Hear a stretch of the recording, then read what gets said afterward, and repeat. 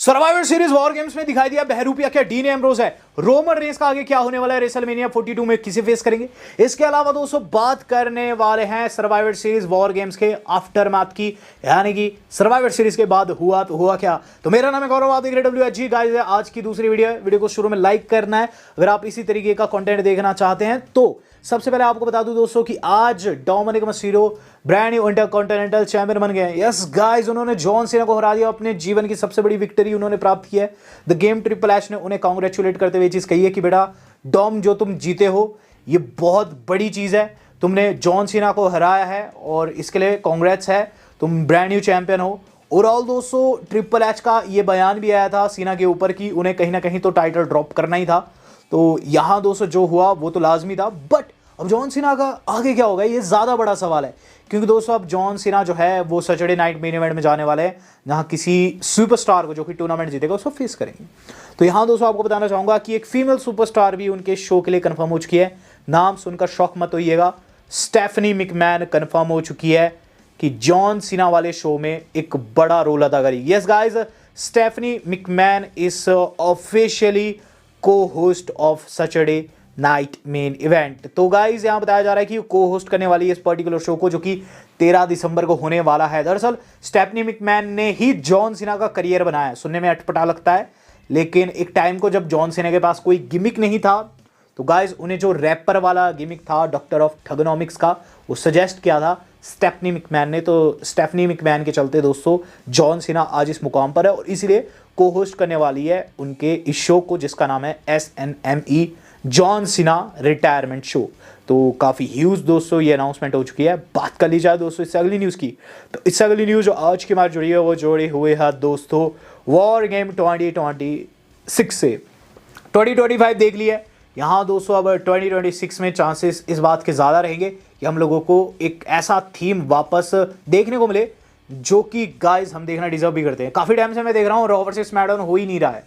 2025 के जो war games था जो कि आज खत्म हुआ है, इसकी सबसे बड़ी कमी थी कि इसके अंदर स्टोरी लाइन काफ़ी लैक कर रहा था।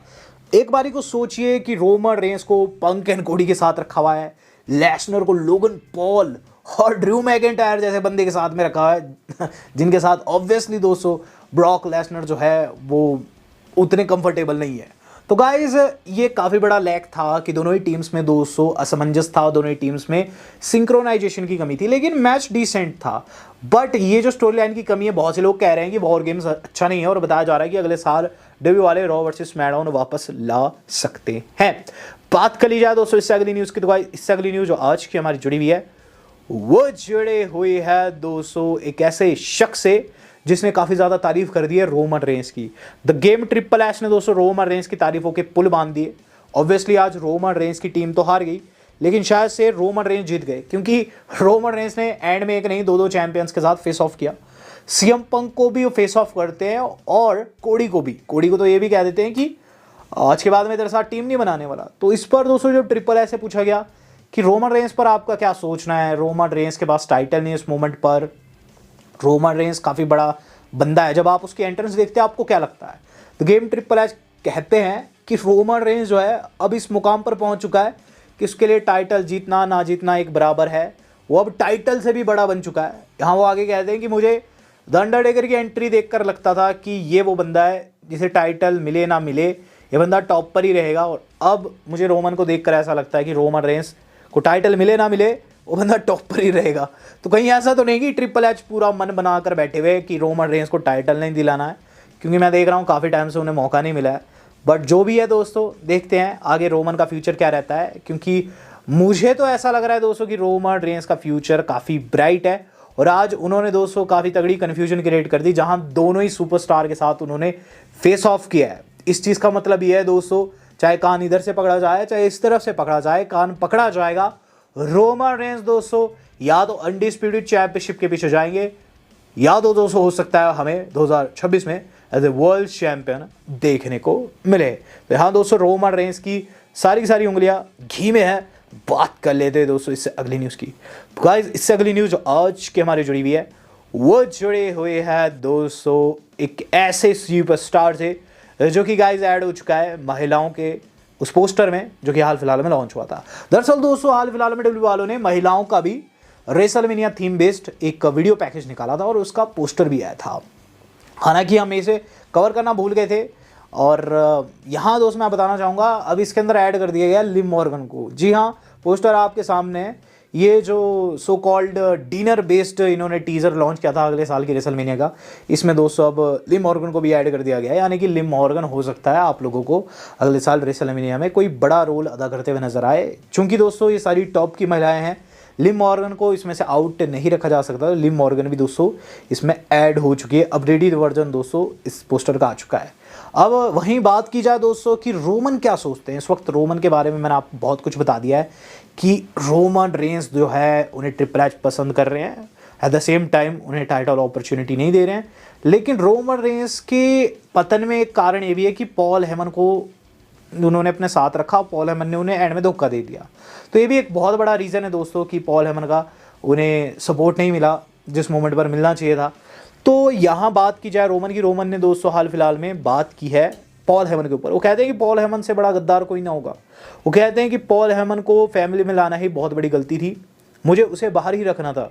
यहाँ वो आगे कहते हैं कि मैं समझता हूँ कि जब कोई शख्स आपके खून से जुड़ा हुआ ना होता है तो कहीं ना कहीं उसमें गद्दारी का भाव रहता ही रहता है कि किसी दिन जब ये शख्स मजबूत ना हो, कमज़ोर फील करे, उस दिन इसे धोखा दे दिया जाए। सेम चीज़ पॉल हेमन ने की है। तो यहाँ दोस्तों उन्होंने साफ साफ ये कह दिया कि पॉल हेमन जो था वो इसीलिए उन्हें धोखा दिया क्योंकि वो उनके एक्चुअल फैमिली का पार्ट नहीं था। फैमिली को धोखा नहीं देती है, लेकिन पॉल हेमन ने दिया क्योंकि वो फैमिली का पार्ट कभी नहीं था और सबसे बड़ी गलती थी उन्हें फैमिली में लाना। तो गाइज यहाँ काफ़ी ह्यूज आप कह सकते हैं स्टेटमेंट रोमन रेंस की तरफ से हम लोगों को सुनने को मिली है। और ऑब्वियसली आज हमने देख भी लिया कि क्यों रोमन रेंस ने ऐसा कुछ कहा है।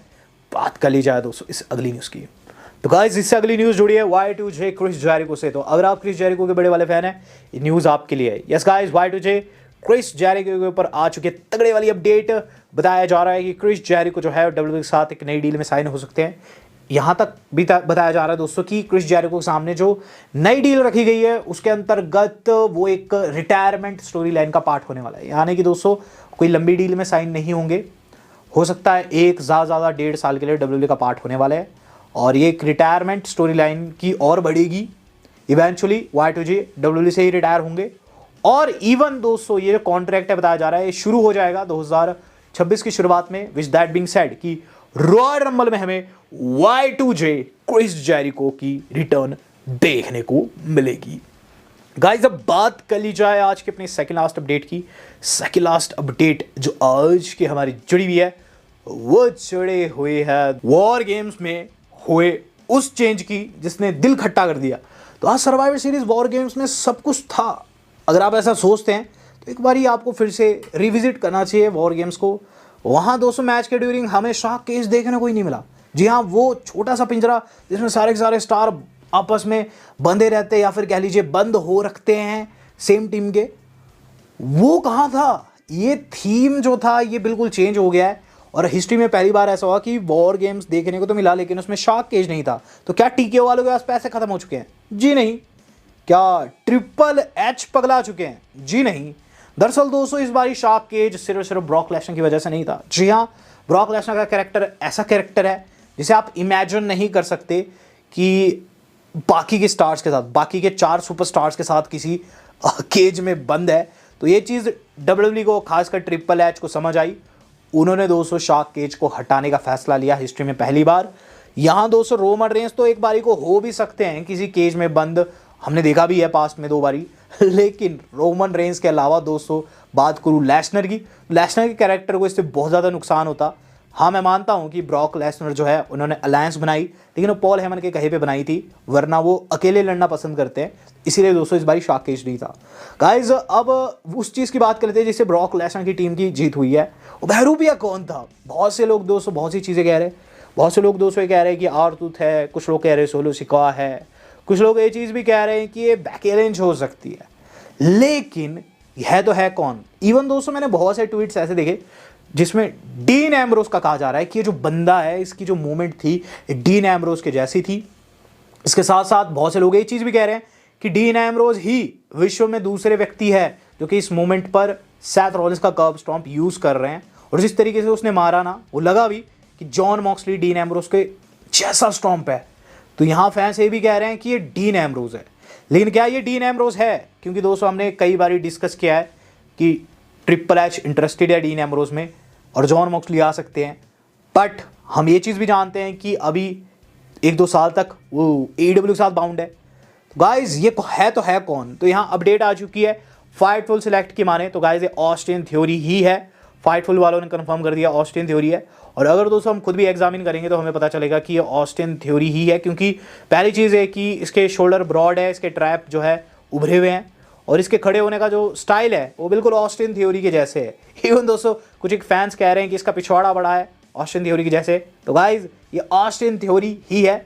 अब जब न्यूज़ भी आ रही है और हमने भी खुद से एग्जामिन कर लिया है, तो गाइज ये ऑस्टिन थ्योरी होने वाले हैं, जो कि हो सकता है हमें अपकमिंग मंडे नाइट रॉ में अपनी आइडेंटिटी रिवील करते हुए नजर आए। पॉल हेमन तो ये चीज़ भी कह दी है कि उसने ब्लैक हुडी पहन रखी थी, मुझे क्या पता वो कौन है।